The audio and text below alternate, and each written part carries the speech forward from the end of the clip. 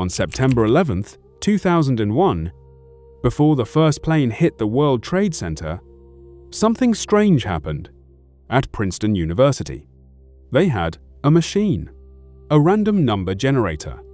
It does one thing. It produces completely random sequences of ones and zeros. No pattern, no order, pure chaos. But that morning, hours before the attack, the machine stopped being random. The numbers began forming patterns, as if some collective pulse of human consciousness, was rippling backward through time. The researchers called it the Global Consciousness Project, and they couldn't explain it. Now let me tell you a second story. A soldier stationed in Afghanistan woke up at 2 a.m. with an overwhelming urge to call his wife. Not worry, not fear, something deeper. A pull, like his chest was being tugged, across 7,000 miles of ocean and desert. He broke protocol. He found a satellite phone. He called her. She answered in tears. She had just found out she was pregnant. She hadn't told anyone yet. Not her mother, not her sister, not a single soul. She was sitting alone in the bathroom, staring at the test, thinking about him. He felt it.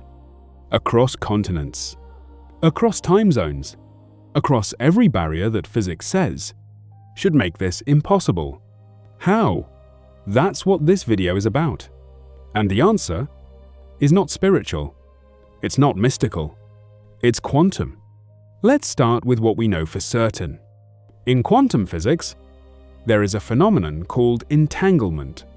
It was first described in 1935 by Albert Einstein, Boris Podolsky, and Nathan Rosen, in what became known as the EPR paradox.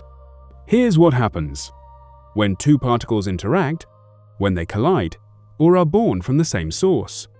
They become entangled. This means their quantum states become mathematically linked. They are no longer two separate particles. They become one system. Now here's the part that broke physics. If you measure one particle and find it spinning clockwise, the other particle, no matter where it is in the universe, will instantly be found spinning counterclockwise, not after a delay, not after a signal travels between them.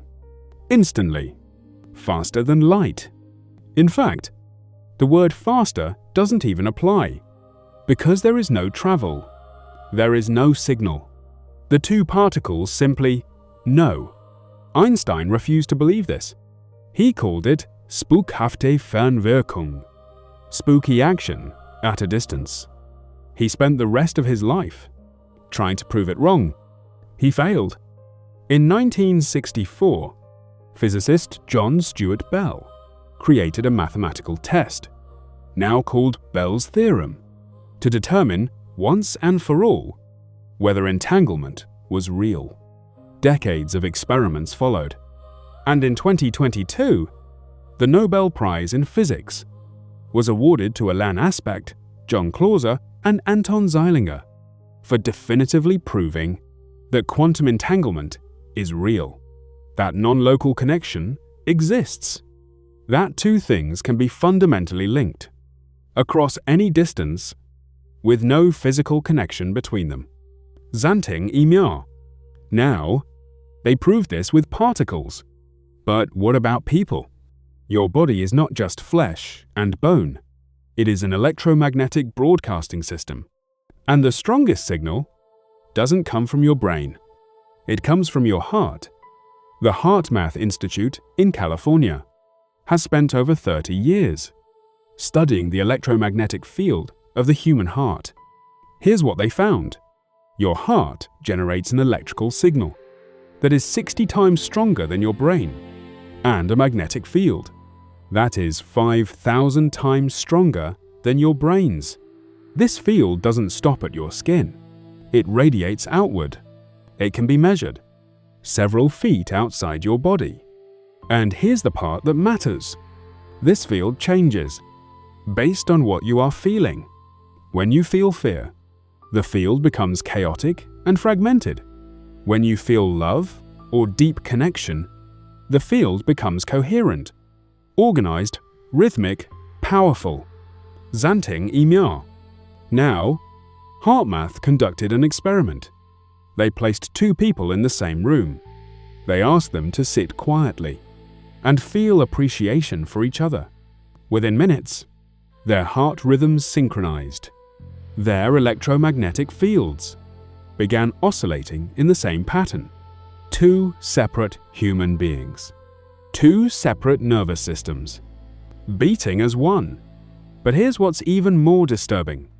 In a follow-up study, they separated the two people into different rooms, electromagnetically shielded. No sound, no sight, no Wi-Fi, no signal. And the synchronization persisted. Their hearts continued to mirror each other, with no physical connection. How is that possible? Unless the connection isn't physical at all. Now I want to take you deeper than any video on YouTube has gone on this topic. Let me explain exactly why. You can feel someone missing you. There are three mechanisms at work. Mechanism 1. Field resonance. When you form a deep bond with someone, a parent, a lover, a lifelong friend, you don't just share memories. You share field exposure. Your electromagnetic fields overlap. Your neural patterns mirror. Your heart rhythms sync. Over time, your bodies learn each other's frequency signature, like two tuning forks that have been struck together so many times. That one vibrating automatically causes the other to vibrate, even across a room, even across a country. So when someone who is deeply bonded to you suddenly misses you, when they feel a surge of emotion directed at the mental image of you, their heart field shifts. And because your system has learned their frequency, your body resonates. You feel something, not a thought, a sensation, a warmth, a pressure in your chest, a sudden sadness with no source. That is not your emotion. That is resonance. Mechanism 2. Non-local consciousness.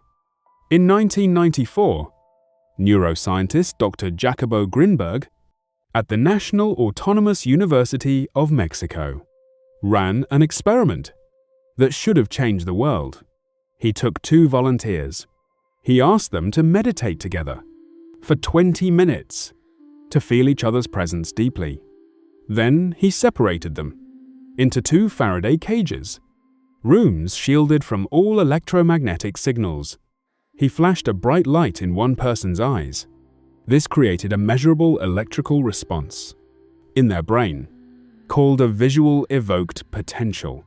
At the exact same moment, the other person, in a sealed room with no light, no signal, showed the same brain response. Their visual cortex activated, as if they had seen the light. Dr. Grinberg called this transferred potential. He published the results. The scientific community didn't know what to do with them. And then, Dr. Grinberg disappeared. In December 1994, he vanished without a trace. He has never been found. Make of that what you will, but his data remains. And it suggests that once two minds connect deeply enough, they become non-locally correlated. Entangled. Mechanism 3. The observer effect. In quantum mechanics, particles exist in a state of superposition, multiple possibilities at once, until they are observed. The act of observation collapses the wave function into a single reality. Observation doesn't just detect reality, it creates it. Now think about what it means. When someone is missing you, they are holding your image in their consciousness. They are observing you within their internal quantum field. And if you are entangled with them, their observation of you may be collapsing possibilities. Within your field, that sudden thought about them, that wasn't your brain generating a random memory. That was your wave function being collapsed. by their observation of you. Now let me give you something practical. Here are 5 physical signals that may indicate someone is thinking about you right now. Signal 1. The phantom touch. You suddenly feel a warmth on your hand, your shoulder, or your cheek, as if someone just touched you, but no one is there. This may be your nervous system responding to someone who is visualizing touching you. Remember, your brain cannot fully distinguish between a real experience and a vividly imagined one. If someone is imagining you with enough intensity, your entangled field may register it as physical sensation. Signal 2. The random emotional wave. You're fine. Everything is normal. And suddenly, a wave of sadness, longing, or warmth floods through you. It has no cause, no trigger. This is the most common sign of entanglement resonance. Ask yourself, is this emotion mine? If you can't find a source, it might be theirs. Signal 3. The uncontrollable sneeze or hiccup. This one sounds strange, but multiple cultures across the world, from Japan to India to Mexico, have folk traditions that say sneezing or sudden hiccups indicate someone is talking or thinking about you. While there's no direct quantum study on this, it's worth noting that the autonomic nervous system, which controls sneezing, hiccups, and goosebumps, is deeply connected to your electromagnetic field. A sudden disruption in your field could trigger an involuntary physical response. Signal 4. They appear in your dreams. This is not just your subconscious replaying memories. During REM sleep, your brainwave frequency drops into theta state between 4 and 8 Hz. This is the state where the boundary between your consciousness and the quantum field becomes thinnest. If you are because in a quantum sense, it is. Signal 5. Eye twitching or ear ringing. A sudden twitch in your left eye. A high-pitched ringing in your ear that lasts 10 to 20 seconds and then disappears. These are electromagnetic disruptions in your nervous system, and while they have many medical explanations, when they happen suddenly and without cause, especially late at night, they may indicate a shift in your entangled field. Someone just tuned into you. Now, I have to tell you something uncomfortable, because entanglement is not always a gift. Sometimes it's a chain. Zanting email. Think about that one person. You know you should have forgotten by now. It's been months, maybe years. You deleted their number. You removed their photos. You told yourself it's over. But every few weeks, they appear in your mind again. Not as a memory, as a feeling, a gravitational pull, back towards someone your logical mind has already left behind. Here's what's happening. When two people share an intense emotional experience, especially one involving pain, passion, or trauma, the entanglement that forms is not gentle. It is deep. The electromagnetic imprint is burned into your nervous system. Your heart field memorized their frequency during the most intense moments you ever shared. And because intensity creates the strongest entanglement, the most painful connections are often the hardest to break. Not because you're weak, not because you lack willpower, but because at a quantum level, you are still connected. And every time they think about you, even with guilt, even with regret, even at 2 a.m. when they can't sleep, your system picks it up and drags you back in. This is why no contact alone often fails. You can block a phone number. You can't block a quantum field. So what do? I'm going to give you 2 things: how to strengthen a connection you want, and how to dissolve a connection you don't. To strengthen entanglement. Step 1. Coherence breathing. Sit in a quiet space. Place your hand on your heart. Breathe in for 5 seconds. Hold for 5 seconds. Breathe out for 5 seconds. As you breathe, feel genuine appreciation for the person you want to connect with. Not need. Not longing. Appreciation. HeartMath's research shows that appreciation creates the most coherent heart field, and a coherent field broadcasts the strongest signal. Do this for 5 minutes. Step 2. Quantum visualization. After your heart is coherent, close your eyes. Don't visualize their face. Visualize the feeling of being with them. The warmth, the safety, the electricity. Feel it in your body as if it's happening now. In quantum mechanics, the field doesn't respond to images. It responds to states. When you enter the state of connection, the entangled field activates. Step 3. Release and trust. After 5 minutes of feeling the connection, let it go. Open your eyes. Go about your day. Do not check your phone. Do not send a text. Do not test whether it worked. Because in quantum mechanics, continued observation keeps the wave function from collapsing. The moment you stop looking for the result is the moment the result can appear. To dissolve entanglement. Step 1. Identify the frequency. Close your eyes. Think of the person. Notice where in your body you feel them. Chest, stomach, throat. That location is where the entanglement is anchored in your nervous system. Step 2. Energetic return. Place your hand on that spot. Say out loud, I return your energy to you completely. I call all of my energy back to me now. This connection served its purpose, and I release it.